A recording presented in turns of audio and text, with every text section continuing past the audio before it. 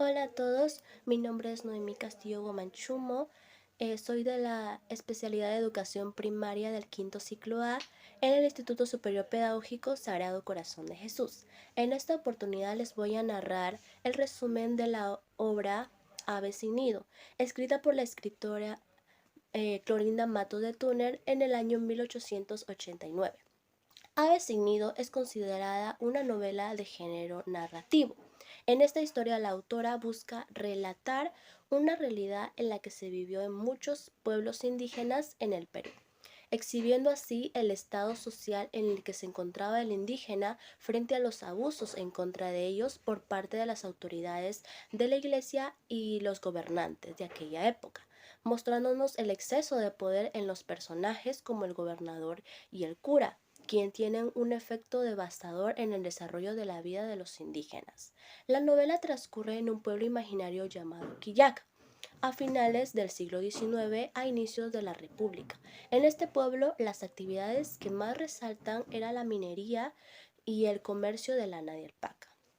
Además, las autoridades que representaban este pueblo eran el gobernador y el cura, los cuales permitían abusos y humillaciones a los indígenas en este pueblo.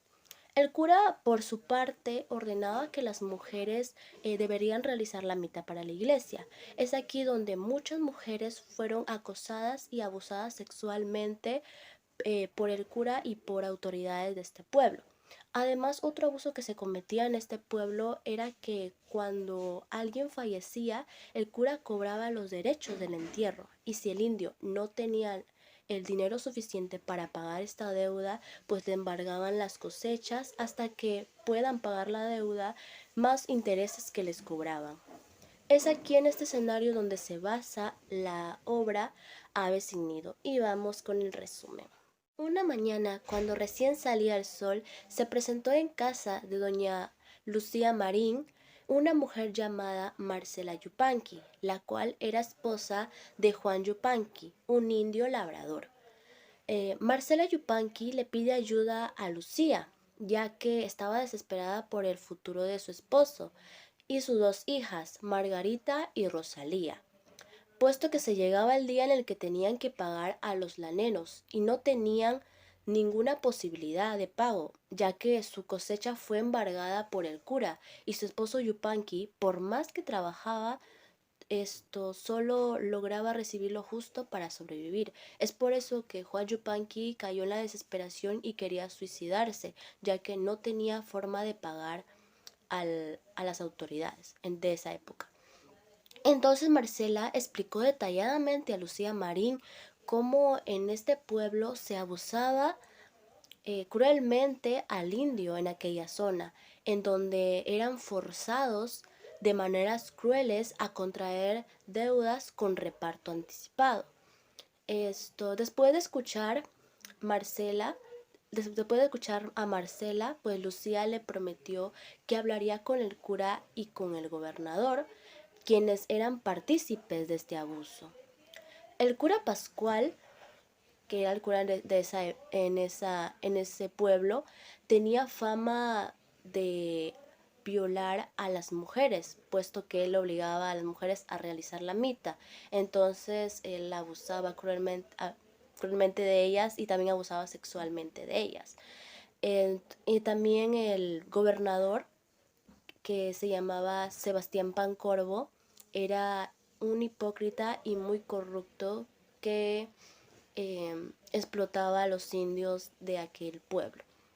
Entonces Lucía Marín, que era la esposa de Fernando Marín, los cuales habían llegado recién a este pueblo, habían llegado de la capital por negocios de su esposo, el cual era gerente de una mina. Lucía entonces conversó con el cura Pascual, a quien pidió que perdonara la deuda de la familia Yupanqui. Entonces, eh, la deuda que tenía Juan Yupanqui con el cura era que tras la muerte de su madre, o sea, doña Natividad, que era madre de Juan Yupanqui, esto, el cura pues embargó sus cosechas de papa en pago por el entierro. y no satisfecho con eso, hacía trabajar en la iglesia desde hace mucho tiempo a Marcela Yupanqui, la cual ya no tenía tiempo ni para atender a sus hijas, porque más se dedicaba a realizar la mita en la iglesia.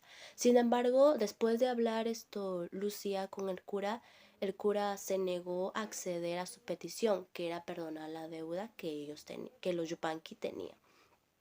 Al llegar el día de pago, Lucía Marín pide ayuda a su esposo Fernando Marín, el cual acude a la prefectura, ya que los cobradores le habían quitado a la hija menor, que se llamaba Rosalía, que era la hija pequeña de los Yupanqui, pues se lo habían robado, se lo habían quitado para posteriormente venderla en Arequipa. Entonces, este acto de crueldad se realizó por los cobradores, quienes también estaban en cómplice con las autoridades. Y como dije, pues la iban a vender a Arequipa. Entonces, al escuchar esto, Fernando Marín acude a la prefectura para rescatar a Rosalía y le cuenta al gobernador Sebastián Poncorvo pues lo ocurrido para que liberaran a Rosalía. Entonces el cura y el gobernador concluyeron esa conversación de que la costumbre es ley y que nadie sacará las costumbres, o sea, esa era su costumbre, es que si no pagaban pues le quitarían algo de valor o a su hija. Entonces le dijeron a Fernando Marín que no se metiera en esos asuntos, puesto que él y su esposa eran nuevos y no sabían cómo eran las leyes y las costumbres en Quillac. Entonces, al final Fernando Marín paga, cancela la deuda y recupera a Rosalía. Por su parte, doña Lucía Marín le dio dinero a Marcela Yupanqui para que pueda desembargar su cosecha que había sido embargada por el cura. Entonces, Marcela Yupanqui acude con su otra hija mayor, que se llamaba Margarita, acude a conversar con el cura Pascual Vargas para cancelar la deuda y poder recuperar su cosecha. Pero el cura la interroga diciéndole que seguramente estaba engañando a su marido, puesto que cómo obtendría dinero así de la nada. Y le reprochó diciendo que seguramente se acostó con alguien para obtener dinero a cambio. Entonces, pese a esa interrogación, Marcela no le quedó de otra que decir la verdad, que había sido Lucía Marín quien la había apoyado, quien le había dado el dinero para que pague su deuda. Entonces también el cura vio a Margarita y le dijo que su hija ya estaba mayor y para que pueda realizar la mita. Entonces pues el cura recibió el dinero y pues le devolvió sus cosechas y todo eso. Luego, al reunirse pues con la familia, al reunirse la familia Yupanqui con la familia Marín, estos le contaron lo ocurrido y quedaron muy agradecidos con ellos, puesto que los vieron como sus salvadores, ya que los ayudaron a recuperar a su hija, a pagar deudas y a recuperar su cosecha. Por otro lado, el cura Pascual y el gobernador Sebastián Pancorbo no estaban satisfechos con la llegada de la familia Marín, puesto que ellos ayudaban a los indígenas. Entonces, llenos de envidia y odio, junto a otras personas que también no los llevaban a los Marín, tramaron un plan para asesinarlos por la noche. Su plan de ellos consistía en que alguien gritaría que delincuentes vendrían al pueblo para asaltar la iglesia. Entonces se correría la voz de que los delincuentes estaban refugiados en la casa de los Marín. Y es así que al oír esta noticia, el campanero, que se llamaba Isidro Champi, toque la campana y alerte al todo el pueblo pensando que todo esto es real. Y así, aprovechando la confusión, los cómplices del cura y del gobernador puedan entrar a la casa de los Marín y darles muerte. Sin embargo, el plan de darles muerte a los Marín falló, pero la casa de los Marín había quedado semidestruida a causa de la lluvia de balas y piedras.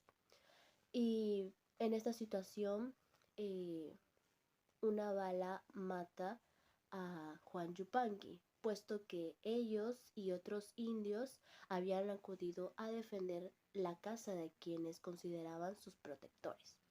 Marcela también quedó malherida y fue conducida a casa de Lucía. Luego de este acontecimiento, Sebastián Pancorbo es encarado por Manuel. ¿Quién era Manuel? Manuel era hijo de doña Petronila, esposa de Sebastián Pancorbo, y bueno, Sebastián Pancorbo era padrastro de Manuel, ya que no era su hijo. Manuel llegó de la capital, en donde estudiaba Derecho por unos cuantos meses, y ya había llegado a Quillac por algunos asuntos, y junto a su madre esa noche ellos acudieron a ayudar a los esposos Marín para que no los mataran. Entonces Manuel se puso a investigar las razones y cómo había acontecido todo este hecho que provocó la muerte de muchos indios. Entonces, luego de investigar, descubrió que los autores intelectuales de este acontecimiento fue su padrastro, Sebastián Pancorbo, y el cura Pascual Vargas. Entonces Manuel conversa con su padrastro y le propuso que renunciara a su cargo para así poder buscar una solución que lo pusiera a salvo antes de que la justicia reclamara a los delincuentes y a los asesinos de los indios. Entonces Manuel pues le plantea que renuncie para que así no tenga mucha culpa. Entonces el gobernador acepta renunciar. Por otro lado, Marcela, después de agonizar por 2 días, eh, antes de morir, le cuenta un secreto a doña Lucía, que posteriormente es revelado al final de la obra. Entonces les pide que cuidaran a sus 2 hijas, Margarita y Rosalía, y los Marín prometen cuidar a Margarita y a Rosalía como sus propias hijas. Luego, por otro lado, el cura Pascual, al verse descubierto, no pudo soportar la culpa y decidió dejar el pueblo. Atormentado por su conciencia y como le dio la enfermedad de la tifoidea, después muere. Mientras tanto, el gobernador decide presentar su carta de renuncia y acepta el error de sus actos. Pero no solo era el gobernador y el cura los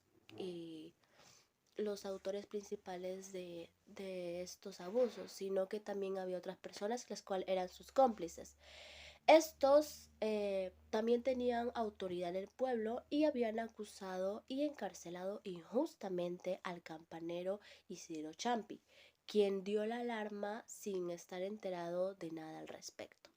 A todo esto, después de la renuncia del gobernador Sebastián, llega al pueblo un militar con el cargo de su prefecto, llamado Bruno de Paredes, quien también trata de abusar de su autoridad. Por otro lado, después de pensarlo mucho, don Fernando decide marcharse a Lima llevándose a su mujer y a sus hijas de Marcela Yupanqui. Él decide pues que Lucía Marín y las hijas Yupanqui se fueran a Lima para que tengan una mejor vida. Además que Lucía Marín estaba esperando un bebé y Fernando no quería que el bebé viviera en esas condiciones en el pueblo de Quillac.